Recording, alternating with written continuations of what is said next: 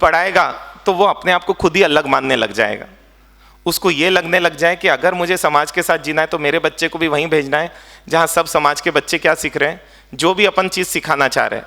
वो पहले प्लानिंग होगी कि उनके भविष्य के लिए क्या क्या सीखना ज़रूरी है, फिर उसको क्या किया जाएगा। क्योंकि बहुत सारी चीज़ें हैं ना, बच्चे चाहे स्कूल में चाहे यहाँ पर, ज़्यादा गड़बड़ियाँ क्या होती है जब सब समाज के बच्चे मिलते हैं, और सब समाज के मिले तो दिक्कत नहीं, नॉन वेज वेज में बहुत अंतर आ जाता है। अभी एक बहन बताती, हमारे साथ 7 साल का मेरा बच्चा है और एक परिवार के बच्चे से 7 साल के उससे दोस्ती है, दोनों स्कूल में पढ़ते हैं। अब वो नॉन वेज खाते हैं। अब बोले मेरा बच्चा उनके घर खेलने जाता है। मैं उसको बोलती हूँ देख जैन दोस्तों से कर या जो नॉन वेज नहीं खाते उनसे दोस्ती कर। वो बोलते हैं मम्मी वो मेरी बात सुनता है, वो मेरे साथ प्रॉपर खेलता है ना, वो मेरे होमवर्क में भी मेरी मदद करता है। अब बोले मैं उसको क्या समझाऊँ हमारा सा, क्योंकि वो उस दोस्त को छोड़ने राजी नहीं है चाहे जो हो जाए। 7 साल का बच्चा है, अब वो उनके घर में जा रहा है, अब वो नॉनवेज खाना सीखेगा कि नहीं सीखेगा? हाँ, अब उसकी मम्मी को चिंता हो रही है, बोले मैं क्या करूं। अच्छा हम उनको क्या सॉल्यूशन दे? और है ना, ऐसा हर कोई अकेले अकेले निपट रहा है, लेकिन सब एकजुट नहीं हो रहे हैं। सब एक जगह सीखेंगे, एक दूसरे को सहयोग करने की भावना डालेंगे तो अपने आप ही अपन आगे बढ़ पाएंगे। लेकिन उनको कितना पेमेंट करना है? जैसे आप LIC में देते हो, जैसे आप सरकार को टैक्स देते हो, समाज को सिर्फ 1% टैक्स देना है, और उसके बदले में आपको क्या फैसिलिटी मिल रही है? आपके बच्चे को जो सोचिए 50,000 का कोर्स है वो आपके बच्चे को ऐसे ही पढ़ने मिलेगा। तो आपके लिए ऑल ओवर तो फायदा ही है, और सब समाज के बच्चे एक साथ सीखेंगे, लंबे समय तक उनकी दोस्ती रहेगी। अरे यहाँ तक है कि जब विद्यापीठ खुला तब है ना, किसी ने बोला कि आप लड़के लड़कियों दोनों का खोल रहे हो, मतलब कुमारपाल भाई से बोला कि भाई कभी कोई किसी को लेकर भाग गया, कुछ घटना हो गई तो? कुमारपाल भाई क्या बोलते पता है ना, किसी जैन के साथ ही भागेगी ना। वो व्यक्ति चुप हो गए। बोले घटनाएं तो घट ही रही है, घट सकती है यहाँ पर भी, मैं मना नहीं कर रहा हूं, लेकिन जैन के साथ ही जाएगी ना, इतना तो रहेगा, है ना। किसी पठान के साथ तो नहीं जाएगी, किसी स्वीपर के साथ तो नहीं जाएगी, है ना। सोचिए ना, भावों की कद्र करने के कारण व्यक्ति किसी के भी साथ जाने राजी है, और ये बहुत सारी चीजें पता है। ये ऑफर यदि आपको जच रहा हो तो फिर है ना अपन उस पर चिंतन करेंगे। और आज है ना 9:30 से 10, अगर बहनों को टाइम है तो यहीं रुक कर अपन एक विषय पर और थोड़ा सा चिंतन अपन करना चाह रहे हैं। आगे बढ़ते हैं। साधर्मिक के लिए रोज 10 रुपए, यदि 1% आप राजी नहीं हो अभी, है ना, मान लो, है ना, तो कम से कम साधर्मिक भक्ति में परिवार 10 रुपए तो भी निकाले। वो कहाँ जमा करना है, क्या जमा करना है, आपको सूचना दे दी जाएगी। फिर भोजन करते हुए टीवी मोबाइल अब कोई भी नहीं देखेगा, आपके घर में आने वाले मेहमान भी नहीं देखेंगे। अपने आप ही ये कल्चर आ जाएगा। जब सबके घर में ये चीज़ लागू हो रही है तो क्यों नहीं हो पाएगा। हाँ, इतना है, जो भी जैन पद्धति से बर्थडे मनाएगा, जिसमें सवेरे पूजा या सामायिक, जो भी स्थानक वाला हो तो सामायिक करेगा, मंदिर वाला हो तो पूजा करेगा, फिर जीव दया, और रात में गुरु भक्ति, जो इनको भी वो गुरु मानता है, उन गुरु की भक्ति, उसको भले ही 2 भजन गाए लेकिन उसको गाने हैं, मतलब परिवार बैठ के गाए या 2 लोग बैठ के गाए, कोई दिक्कत नहीं। और उसका आप सबको स्टेटस में रखना है। जो भी ऐसी करेगा, सोचिए 600 लोग यदि उसको स्टेटस में रखेंगे, है ना, तो क्या होगा। कौन माँ अपने बच्चे का बर्थडे वैसा नहीं मनाना चाहेगी, है ना। क्यों? सब स्टेटस को चाहते हैं। तो हमको सिर्फ आपकी कितनी कमिटमेंट चाहिए कि ये कमिटी आपको भेजेगी कि इस बच्चे ने उस पद्धति से बर्थडे मनाया, है ना, इन लोगों ने उस पद्धति से एनिवर्सरी मनाई है। सिर्फ आपको उस दिन क्या करना है, उस दिन सिर्फ उसको आपके स्टेटस में वो रहेगा, क्योंकि सब स्टेटस बोलते हैं आजकल, जो भी इंस्टाग्राम स्टेटस, मेरे को बहुत सारी चीज़ें पता नहीं है लेकिन आपको पता है, लेकिन जिसका भी खुलेगा उसमें उनकी तस्वीर ज़रूर दिखेगी, क्योंकि अच्छी चीज़ों का मार्केटिंग करना है तो यही एक तरीका है। और सही में, मतलब धमतरी में तो एक बच्ची ने क्या किया, बाजे गाजे के साथ दूसरे बच्चों को भी क्या किया उसने, सबको मंदिर लेके गई उस दिन, वो अपने बर्थडे वाले दिन। क्योंकि अब अच्छी में क्रिएटिव चीजें आने लग जाएगी, एक जना करना चालू करेगा तो। क्या ये चीज आपको जम रही है? हम आपके बच्चे को करने नहीं बोल रहे हो, लेकिन कोई बच्चा कर रहा है तो आपको रखना कंपलसरी है, सिर्फ इतना बता रहे हैं। इसमें कोई दिक्कत आएगी? कर लेंगे आप? तो ये आपकी नियमावली में ये भी एक है ना लाइन, आप खुद ही ऐड कर लो। अब कमिटी जिसको भी हमको स्टेटस में रखने बोलेंगी, जिसको भी मतलब अभी बहुत सारी चीजें नहीं देंगे, अभी सिर्फ बर्थडे जो ऐसा मनाएगा, एनिवर्सरी जो ऐसा मनाएगा उसका रखा जाएगा ऐसा। और संडे के दिन जो पूजा करेंगे उनका पूरा ग्रुप जैसा भी बनाकर वो चीज उस दिन रखी जाएगी, मंडे वाले दिन। कर ले इतना फाइनल। अब एक एक चीज आज फाइनल करना है अपने को। डन, इतना आगे बढ़े। इसमें क्या प्रॉब्लम आएगी? कुछ प्रॉब्लम आएगी लग रहा है? क्या करना आपको क्लियर है ना? एक बार एक जना बोल दे मेरे को, क्योंकि मुझे कई बार डाउट होता है ना, क्योंकि नहीं कई बार पचकान लेने के आने के बाद क्या पूछते हैं, आते जब पाँव पड़ते वो महाराज साहब ने क्या पचकान दिया था? एक बार बता दो कोई व्यक्ति खड़ा होके, या तो क्या क्लियर हुआ है? हाँ बहनों में एक बता दें क्या क्लियर हुआ? चलो मैं ही बोलता हूं टाइम चला जाएगा नहीं तो।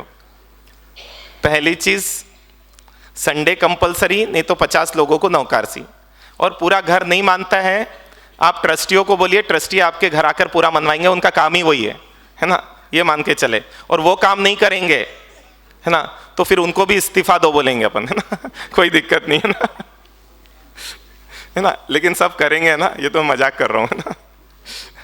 फिर है ना, दूसरा जो भी भारतीय पद्धति से करेगा, जन्मदिन, एनिवर्सरी वगैरह, और 3 चीज उसको करनी है, प्रभु भक्ति, गुरु भक्ति, जीव दया, ये 3 काम करनी है, क्योंकि अपने ये तीनों चीज मानी गई है। ये जो करेगा उसके जितना ये समाज है आप लोगों को स्टेटस में रखना है, ठीक है। तीसरी बात मेरे को ये लगा, देखिए देश के प्रति भी समर्पण लाना है, ये भी अपने लिए बहुत मस्ट है, क्योंकि जब देश के प्रति समर्पण नहीं होता है तब गलत विकृतियां बढ़ने लग जाती है। विदेशों के प्रति अहोभाव आ रहे हैं और देश के प्रति भाव नीचे गिरते जा रहे हैं। कुछ गलती अपनी है, कुछ गलत अफवाहों की भी, और उसको जगाने के लिए क्या करना पड़ेगा? हफ्ते में एक दिन ये आपको बोलेंगे, उस दिन सिर्फ आपको देशभक्ति के भजन बजाने, बस आधा घंटा, पौन घंटा, 1 घंटा, आपको जितनी देर बजाना है, मैक्सिमम 1 घंटा, 15 मिनट भी करो तो कोई दिक्कत नहीं, लेकिन आपको उस दिन बजाने जरूर है, ताकि वो कानों में है ना, सिर्फ 15 अगस्त और 26 जनवरी को अब कानों में नहीं जाने चाहिए। अब हर हफ्ते में एक दिन हमारे कानों में देशभक्ति जाने चाहिए, क्योंकि सही में ये एक रूपता आ जाएगी तो हम भी वो कर्मठता पे आ जाएंगे। आज आरएसएस वालों बोलता है ना, कोई व्यक्ति अपना नाम नहीं बोलता है, वो क्या बोलता है, मैं आरएसएस से हूं, इतने में समझ में आ जाता है कर्मठ कार्य करता है। सही में आरएसएस का नाम ही है ना, कर्मठ कार्यकर्ताओं में आता है कि आरएस का हर व्यक्ति कैसा है, कर्मठ होता है। और सही में मतलब इतने साइलेंट होकर वो काम करते, कोई नाम नहीं, कुछ नहीं, लेकिन फिर भी उनका काम आप सोचो धीरे धीरे वो पूरे भारत पर है ना कवर कर लेंगे। मतलब किस प्लानिंग से और किस लेवल पर चले होंगे वो। और अभी भी उनकी जो प्लानिंग जिस लेवल पर चल रही है और बहुत अच्छी है, क्योंकि वो एक ही मोटो लेकर चल रहे हैं। क्या मोटो लेकर चल रहे हैं? देश। हमको भी एक ही मोटो लेकर चलना है, साधर्मिक, क्योंकि इसमें कोई अपना है ना संप्रदाय आड़े नहीं आएगा, है ना। क्रिया तो सब अपनी अपनी करेंगे, वो सब अपना अपना करेंगे, लेकिन ये वाला जो साधर्मिक वाला जो है वो अपने माइंड में अपने को एक बार डालना पड़ेगा, ठीक है।